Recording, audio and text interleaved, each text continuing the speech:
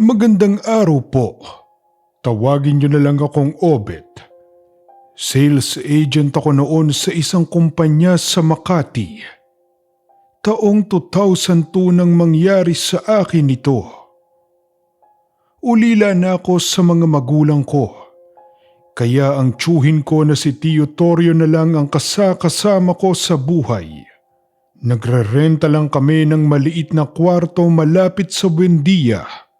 Sapat na para sa 2 tao at sa iilang kagamitan namin. Doon din sa Makati nagsimula ang lahat nang makilala ko si Ana. Isang Sabado yun, araw ng sweldo. Nagdesisyon akong bilhan ng sarili ko ng disenteng long sleeves at slacks para naman presentable tingnan sa mga kliyente. Medyo luma na rin kasi ang mga sinusuot ko sa trabaho. Pumasok ako sa isang mall sa Makati at napadpad sa butik na pinagtatrabahuan niya. Siya yung unang lumapit sa akin. Ngumiti agad. Yung tipong sanay talaga sa customer service. Tinanong niya kung anong hanap ko. Tinulungan ako maghanap ng kasya sa akin. Pinili pa niya yung magandang tela. Sa totoo lang, hindi ako sanay pinagsisilbihan ng ganon. Kaya medyo naiilang pa ako. Pero si Ana, kwento lang ng kwento. Tinatanong kung saan ako nagtatrabaho, taga saan, may girlfriend na daw ba ako. At doon na nagsimula. Hindi na ako bumili sa ibang tindahan ng mga damit magmula noon.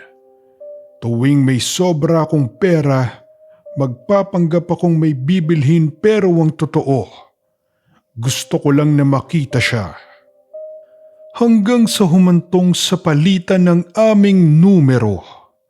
5 buwan din bago ko nasabing magnobyo na talaga kami. Pagkalipas ng 5 buwan, isang araw nagkwento si Ana na miss na raw niya ang pamilya niya sa probinsya. Taga Negros Occidental po pala sila. Matagal-tagal na rin daw mula nang huling uwi niya. Tapos bigla niyang siningit na gusto na rin niya akong ipakilala sa mga magulang niya. Sa totoo lang, kinabahan ako noon. Kasi para sa akin iba na yon. Ibig sabihin seryoso siya sa akin. Walang magpapakilala ng kung sino-sino lang sa magulang lalo na sa probinsya. Pero syempre natuwa rin ako. Wala na rin kasi akong magulang. Sabay kaming nag-file ng leave ni Ana sa kani-kaniyang trabaho. 1 linggo lang ang hiningi namin. Biyernes ang alis. Para masulit namin yung pagbabakasyon sa kanila.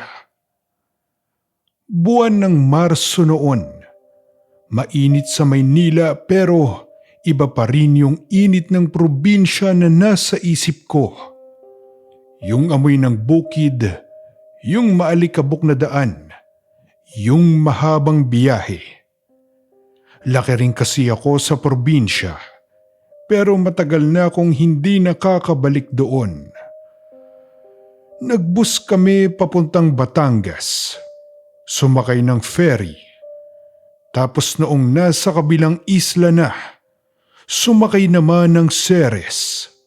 Ilang oras ding biyahe yun. Habang nasa bus, ramdam kong excited si Ana. Hindi mapakali. Ako naman, parang hinahalo yung sikmura ko sa kaba. Iniisip ko kung ano ang sasabihin ng mga magulang niya sa itsura ko, sa trabaho ko at sa katayuan ko sa buhay. Gabi na nang makarating kami sa baryo nila. Hindi naman ganoon kaliblib, pero malayo na sa bayan. Kalsadang lupa na yung huling dinaanan namin. Bumaba kami sa tapat ng maliit na waiting shed. Tapos naglakad pa kami papasok sa looban. Malaki ang lupa nila Ana. May taniman sa gilid. May mga puno ng mangga at saging. Yung bahay nila, kombinasyon ng kahoy, pawid at yero. Mataas yung silong. May mga kulungan ng manok sa tabi at may maliit na baboyan sa may likod. Pag-akyat namin sa hagdan, sinalubong kami ng isang babaeng medyo may katabaan. Nakaduster ito. Si Aling Nena, nanay ni Ana. Niyakap agad nito si Ana. Tapos tiningnan ako mula ulo hanggang paa. Pero nakangiti. Sumunod lumabas yung ama, si Mang Elmer. Medyo tahimik pero may tindig. Kumamay siya sa akin.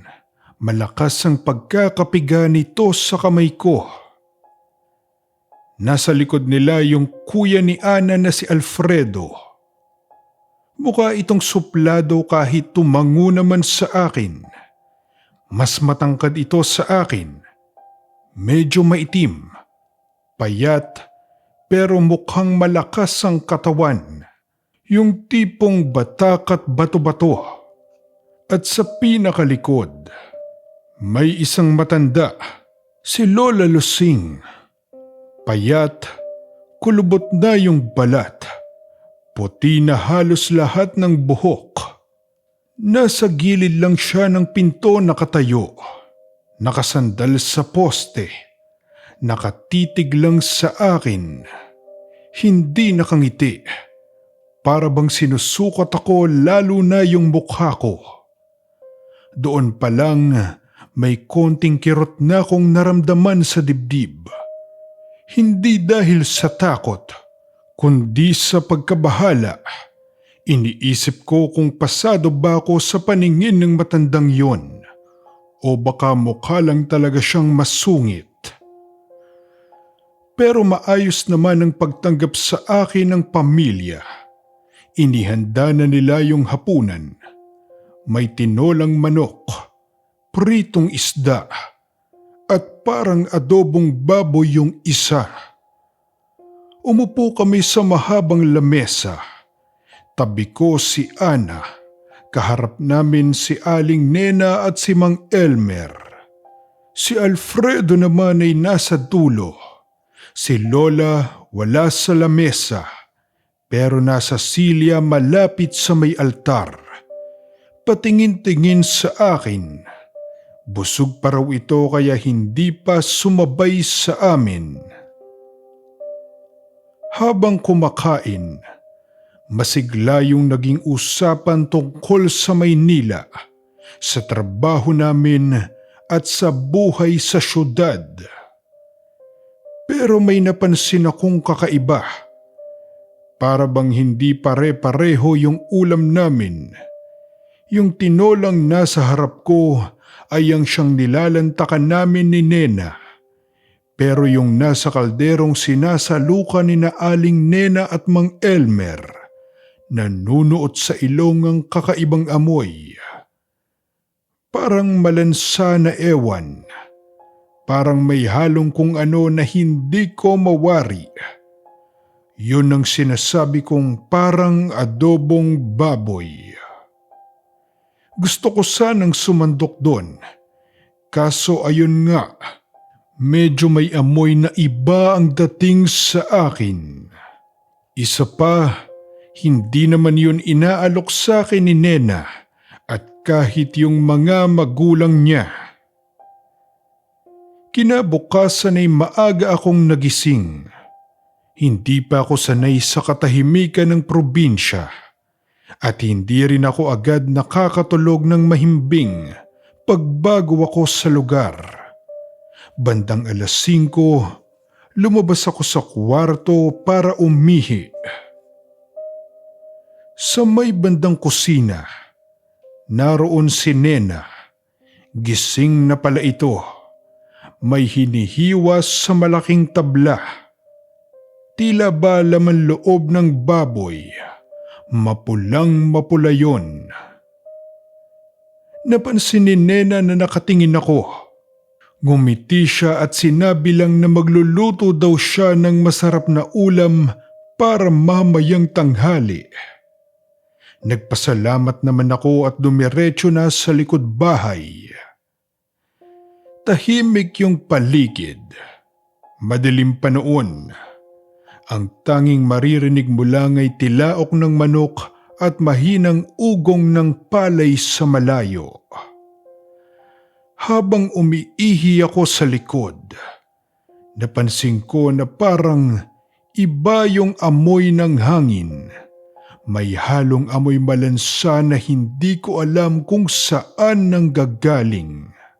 Napatakip nga ako ng ilong nun kahit kakagising ko lang.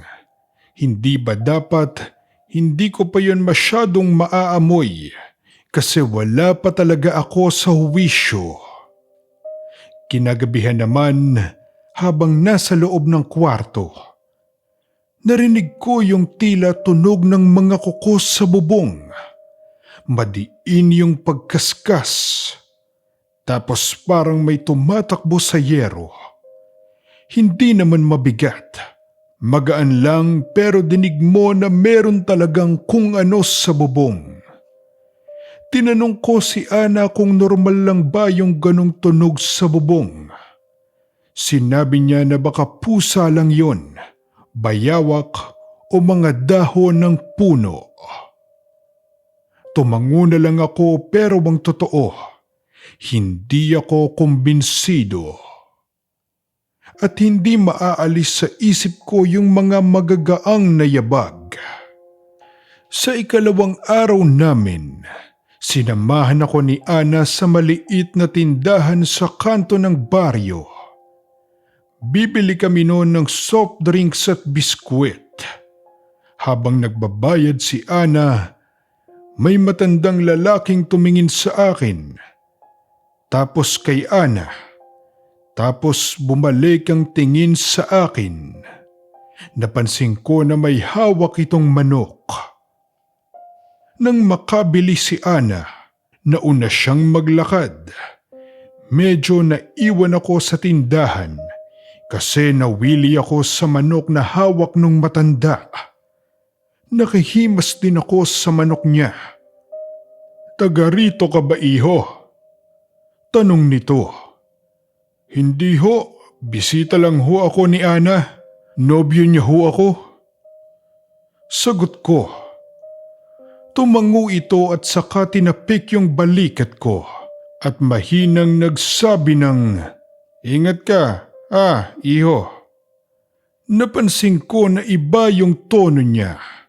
Tipong hindi lang basta paalala. Parang may ibig ipahiwatig na hindi niya masabi ng diretso. Sa pag-uwi namin, napansin kong ilang kapitbahay ang napapatingin sa amin. May mga titig na parang nag-uusyoso, pero may halong kung ano. Hindi ko alam, pero parang ako yung pinag-uusapan. Ika-4 na araw ko sa bahay nila Ana. Nang tuluyan akong nakumbinse na may mali sa lugar na yun, lalo na sa pamilya niya. Gabi nun, bandang 10:00, hindi ako agad makatulog. Mainit ang hangin kahit may electric fan. Si Ana katabi ko na, mahimbing na ang tulog. Nagdesisyon akong bumangon para umihi sa likod bahay. Ayokong istorbohin si Ana, kaya nagdahan-dahan akong lumabas ng kwarto. Tahimik ang buong bahay. Si Lola Lusing wala na sa upuan niya sa may altar. Malamang nasa kwarto na ito at natutulog na rin. Patay ang ilaw sa sala. Nag-iisa lang na ilaw galing sa banyo ang nakasindi. Lumabas ako sa likod. Binuksan ng kaunti ang pinto at naamoy ko agad yung halimuyak ng damo at lupa. Pumwesto ako sa dati kong pinag-iihian sa tabi ng maliliit na tanim. Habang nakatalikod sa bahay, napansin kong may gumalaw sa hindi kalayuan. Mga 10 hanggang 15 metro ang layo. Noong una, akala ko tao lang na naglalakad pa uwi. Yung postura, yung tangkad at yung suot, parang kay Alfredo, kuya ni Ana. Naka-shorts lang ito. Walang pang itaas, kaya hindi na ako nagulat nung una. Inisip ko na baka galing ito sa mga kaibigan at papauwi pa lang. Pero habang tinititigan ko, napansin kong may kakaiba. Biglang hindi na normal ang kanyang paglalakad. Bumaluktot ang katawan nito at yung galaw niya naging kakaiba din. Para bang naninigas na hindi mo malaman. Dahil medyo maliwanag ang buwan, kita ko pa rin kahit papaano. Tapos na akong umihi nun, pero hindi pa ako nagpapagpag ng alaga ko. Kumbaga, nakalabas pa rin si Manoy. Sa madaling salita ay natigilan ako. Ultimo paghinga ko nun, pigil na pigil din. Yung nakikita kong Alfredo ay unti-unting yumuyukod hanggang sa kumuba ng tuluyan ng likod. Yung mga kamay niya ay nakalapat na sa lupa nun. Parang naging 4 ang ginagamit niyang paa. Parang yung sa aso. At doon ko nakita na unti-unti nang nag-iiba ang itsura ng katawan niya. Yung balat parang kumikintab pero umitim lalo. Yung binti ay umunat tapos biglang tumupi ng kaunti. Pero yung direksyon ay paloob. Yun bang parang sa mga hayop. Yung mukha niya tumulis. Hindi ko masabi kung eksaktong aso. Pero yon ang pinakamalapit na maihahalin tulad. Basta nakita kong umumbok ang bahagi ng mukha niya. Parang pinahaba. Hindi ko alam pero napakalinaw ng mata ko nun. Para bang naka-adapt sa dilim. Humahangos ito. Tipong hapong-hapo kasi nakalabas yung mahabang dila. Tapos may tumutulong laway dun, maging sa gilid ng bibig nito. Yung tenga, tila umakyat ang posisyon sa ulo. Hindi talaga ako makagalaw noon sa sobrang kilabot. Parang nanigas ang buong katawan ko. Hindi na ito si Alfredo. Ibang-iba na ang anyo nito. Naging nilalang nakahindik-hindik. Palinga-linga ito. Awa ng Diyos, hindi ako nahagip ng kanyang mga mata. Doon na nag-init ang bato ko. Parang natauhan ako bigla. Agad akong napaupo at gumapang papunta sa mga halaman sa gilid. May mga tanim na kamote at maliliit na puno doon. Lumingon ulit ako at nakita kong nakataas ang ilong nung nilalang. Parang sumisinghot. Parang may inaamoy-amoy sa hangin. Dahan-dahan akong sumiksik sa mga halaman. Halos hindi na humihinga. Ingat na hindi makagawa ng kahit anong tunog. Rinig ko yung mabilis na tibok ng puso ko sa sobrang kaba. Sa isip-isip ko, pag lumingon yun dito at naamoy ako, tapos na ako. Ilang segundo pa, narinig kong naglakad yung nilalang. Yung tunog ng paa nito sa lupa, mabigat pero mabilis. Bumaybay yon malapit sa bakod na kawayan ng bakuran nila Ana. Dumaan sa lugar kung saan kanina ako nakatayo. Naramdaman kong parang huminto yun sandali. Tapos nagpatuloy ulit hanggang sa marinig ko na lang yung mga yabag na papalayo. Hindi ko na inalam kung saan siya pumunta. Basta hindi talaga ako gumalaw. Nagantay pa ako ng ilang minuto. Saka lang ako dahan-dahang bumalik sa bahay. Halos pagapang na nga akong umakyat nun sa hagdan. Pinilit kong ikalma ang sarili ko bago pumasok. Pero para akong kakagaling lang sa takbuhan sa sobrang hingal. Pagpasok ko sa kwarto, nandoon pa rin si Ana, mahimbing ang tulog, tila walang nararamdaman. Kinabukasan, habang nag-aalmusal, nandoon si Alfredo, nakaupo, parang walang nangyari. Pero napansin ko yung paa niya, may konting tuyong putik sa gilid. Yung braso niya may gasgas na hindi ko nakita noong nakaraang araw. Nagkatinginan kami sandali, pero bagad siyang umiwas. Doon talaga pumasok sa isip ko yung mga kuwento tungkol sa aswang. At sa pagkakataong yun, hindi na siya kuwento lang sa akin. Totoo sila. At literal na nasa paligid ko lang nung mga panahong yun. Pero hindi pa kumpirmado kung mga aswang nga rin ng buong mag-anak. Habang tumatagal, mas lalo akong naging tahimik sa loob ng bahay. Pinipilit kong kumilos na parang wala akong alam. Nakangiti pa rin kapag kinakausap ako ni Aling Nena.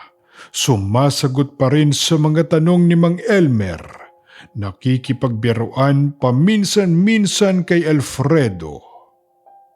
Pero sa loob-loob ko, gusto ko na talagang makabalik sa Maynila sa lalong madaling panahon. Isang hapon, bandang 3:00, nasa kwarto ako nakahiga. Si Ana, sinabi sa kanyang ina na maglalabas siya sa likod bahay. Pinapasama sana ako. Pero sabi ko, masakit ang ulo ko at magpapahinga muna. Iniwan nila akong mag-isa sa kwarto. Silang dalawa ang magkasamang naglaba. Hindi ko alam kung antok ba talaga o pikit mata lang akong nakahiga. Pero habang nakatalikod ako sa pinto, may narinig akong mahinang usapan sa labas. Boses ni Ana at boses ng isang babae na hindi pamilyar sa akin. Siguro ay pinsan niya. Nasa bandang kusina sila. Tumayo ako. Inilapit ko ang tenga sa dingding. Kahit mahina ang usapan nila ay malinaw ko iyong naririnig. Nagulat ako sa narinig ko. Narinig kong sinabi ni Ana, hindi naman talaga si Obet ang tipo ko sa lalaki eh. Wala lang akong ibang mapagpipilian. Tapos sabay tawanan silang dalawa. Yung isa, sabi pa, ikaw din naman ang pumili. Wala ka na bang ibang nakita sa Maynila? Kahit sana yung malaki-laki para malaman at maraming putahe ang magawa nila tiya sa handaan. Gumapang yung lamig sa bato ko pababa sa likod. Handaan. Yung salitang yun, ilang beses ko nang naririnig sa kanila nitong mga nakaraang araw. Akala ko noon, simpleng salo-salo lang. Sabihin na nating family reunion. Pero matapos kong makita yung nangyari kagabi sa likod bahay, hindi na basta handaan lang ang pumapasok sa isip ko. Narinig ko pang sinabi ng babae, "Masaya na si Lola niyan. Sabi niya matagal na raw silang hindi nakakatikim ng sariwa." Tapos sabay silang nagtawanan at nagbiro pa na malamang walang matira sa akin. Hindi ko na tinapos ang pakikinig. Baka kasi may marinig pa kung mas ayaw ko pang marinig. Pero sapat na yung mga narinig ko para liwanagin lahat sa isip ko. Hindi ako bisita lang. Hindi ako simpleng nobyo na ipinakilala sa pamilya. Dinala ako doon para maging handa. Mula nang marinig ko yun, pakiramdam ko hindi na ako nakakahinga ng maayos. Tuwing lalabas ako ng bahay, may laging nakatingin sa akin. Si Aling Nena laging nagtatanong kung saan ako pupunta. Si Mang Elmer naman laging nasa may hagdan. Nag-aayos kuno ng kung ano-ano. Si Alfredo madalas nasa labas. May binubutingting din. Pero ramdam kong nakamasid palagi sa bawat galaw ko. Gusto kong tumawag kay Tio Torio. Kaso wala na akong load at wala naman yatang may sariling telepono sa lugar na yon. Sa tindahan lang sa may kanto pwedeng tumawag. Nasubukan ko nang magpaalam isang beses. Ang sabi ko, magpapaload lang ako.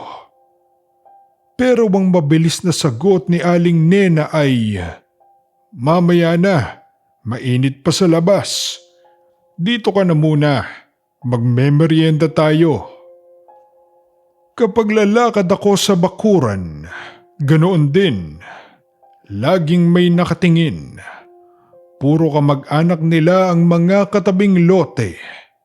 May isa pang ang tiyahin si Ana na nakatira sa may bandang likod bahay nila na nakatitig din sa akin kapag dumadaan ako. Hindi ko na matawag ang lugar na yon na probinsya. Para sa akin, parang kulungan. Isang araw bago yung sinasabi nilang handaan, ramdam kong mas aktibo ang galaw sa bahay. May mga dumating na kamag-anak. May nagdala ng mga sako ng bigas. May nagdala ng mga gulay. Nagsabit sila ng ilaw sa may gilid ng bahay. Para talagang may fiesta. Pero ang kakaiba, walang sino mang kabaryo na hindi kamag-anak ang naimbitahan. Mukhang pampamilya lang talaga ang selebrasyon. Bandang hapon nun, inutusan ako ni Aling Nena na bumili daw ng soft drinks at yelo sa tindahan malapit sa kanto ng baryo. Agad akong tumalima kasi nakita ko yun bilang pagkakataon.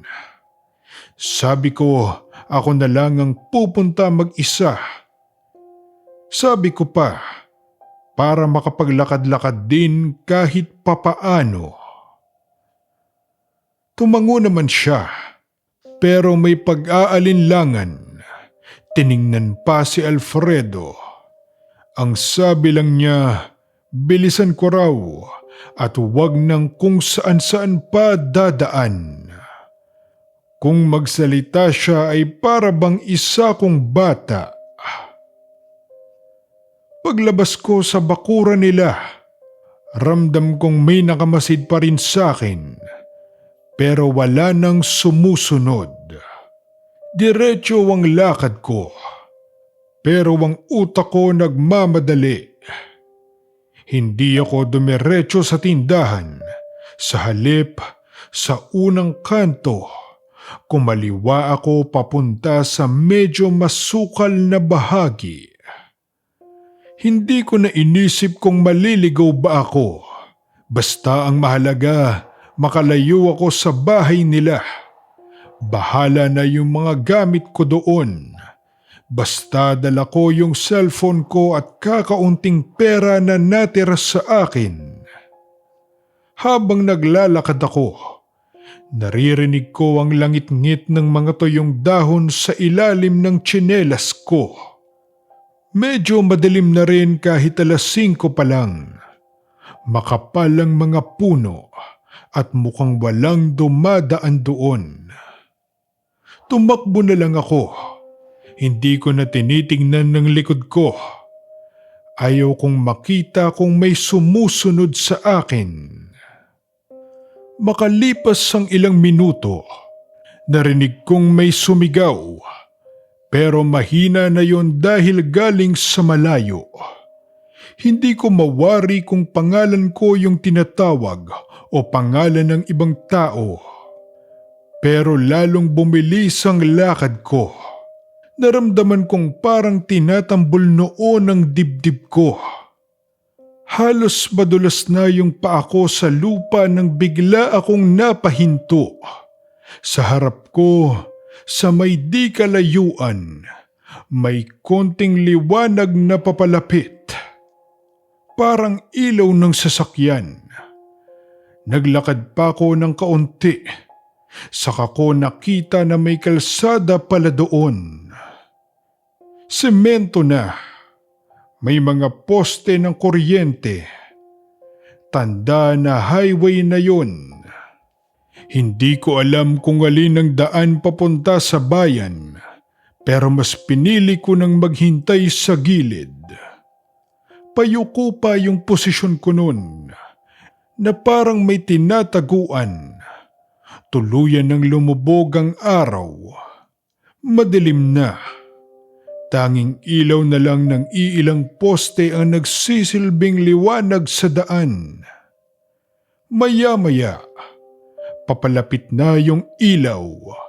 Nung una, maliit lang ang ilaw sa malayo. Habang papalapit, nakita kong isa itong owner jeep pala. Kinabahan ako kung dapat ko ba itong parahin. Pero naisip ko, wala na akong ibang aasahan. Hindi ko na kayang maglakad pa o tumakbo. Lumabas ako sa makapal na mga damong pinagtataguan ko. Pumagitna ako ng kaunti sa kalsada at pinaypay ko yung kamay ko para pahintuin yung sasakyan. Huminto naman yung jeep ilang metro mula sa kinaroroonan ko. Sumungaw ang ulo ng driver sa bintana. Binata pa ito. Halos kaedad ko lang din.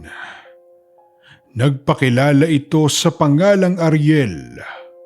Tinanong niya kung saan ako pupunta. Hindi ko na napigilang manginig yung boses ko habang sinasabi ko na galing ako sa baryo sa looban at kailangan kong makaalis. Ramdam na ramdam ko noon yung init ng pawis ko na dumadaloy sa bato ko pababa kahit malamig na ang hangin. Tiningnan niya ako saglit. Tapos sabi niya, sumakay daw ako. Bilisan ko raw. Umakyat ako agad sa passenger seat. Habang umaandar na kami, tinanong niya kung anong meron sa baryong pinanggalingan ko. Hindi ako sumagot agad. Huminga muna ako ng malalim. Saka ko ikinuwento. Dahan-dahan pero detalyado. Inilahad ko yung mga nakita at narinig ko sa pamilya ni na Ana. Hindi ko inaasahan na maniniwala siya. Ni hindi siya natawa. Hindi rin siya nagtanong kung totoo ba yun. Imbes, tumingin siya sa magkabilaang salamin. Tapos mahinang nagsabi na kailangan ko raw magtago sa likod. Sinabi niya na malamang daw, kabisado na ng mga aswang na yon ang amoy ko. At kung talagang balak nila kong gawing biktima, hindi sila susuko ng ganun-ganun lang. Lalo na at alam nilang hindi ako taga roon, na wala akong ibang pupuntahan. Sa likod sa sasakyan, may mga nakasakong mangga. Sabi niya, ani daw nila yon na ibabagsak niya dapat sa bayan.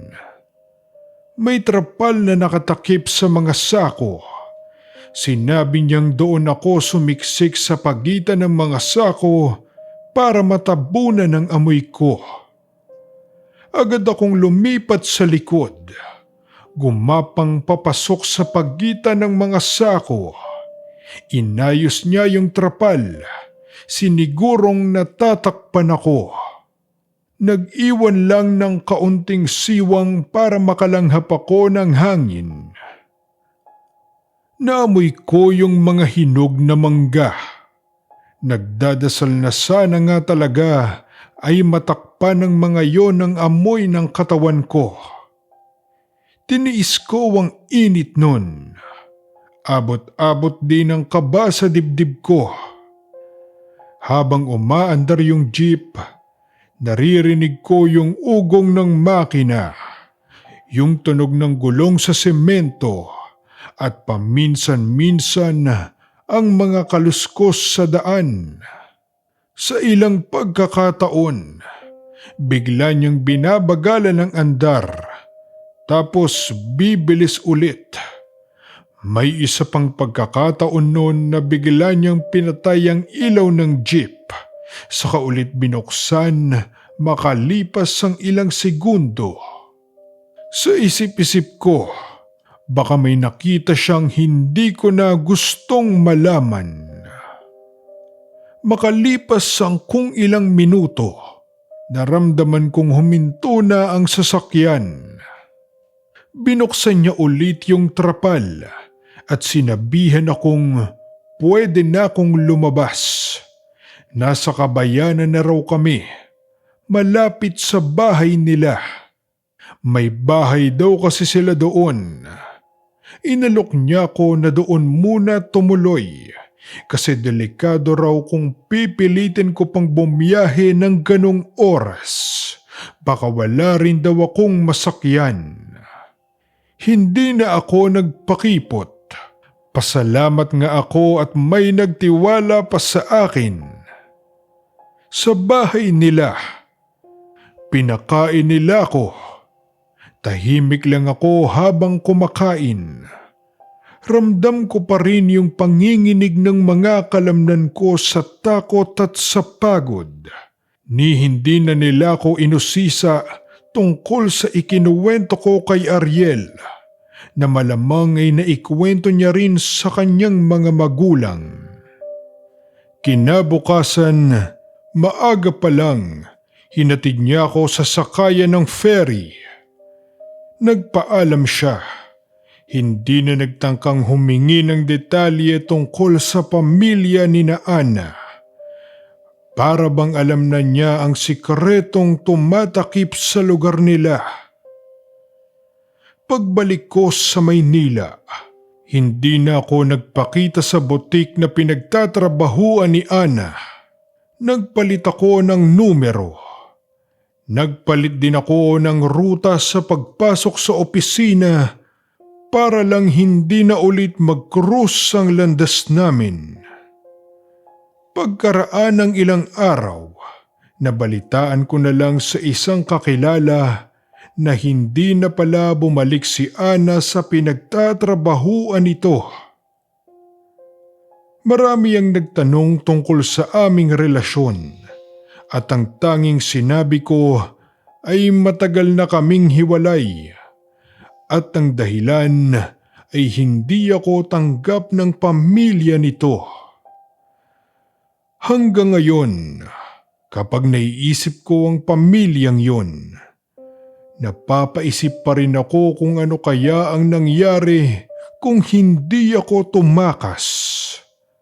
Kung hindi ko nakita si Ariel sa highway, malamang wala na ako ngayon sa mundo. Ni hindi ko na nasilayan pa ang bukas. Marami pa akong hindi alam at hindi na malalaman tungkol sa pamilya nila. Ang alam ko lang, nilinlang ako ng dati kong nobya at muntik nang maging handa sa kanilang salo-salo.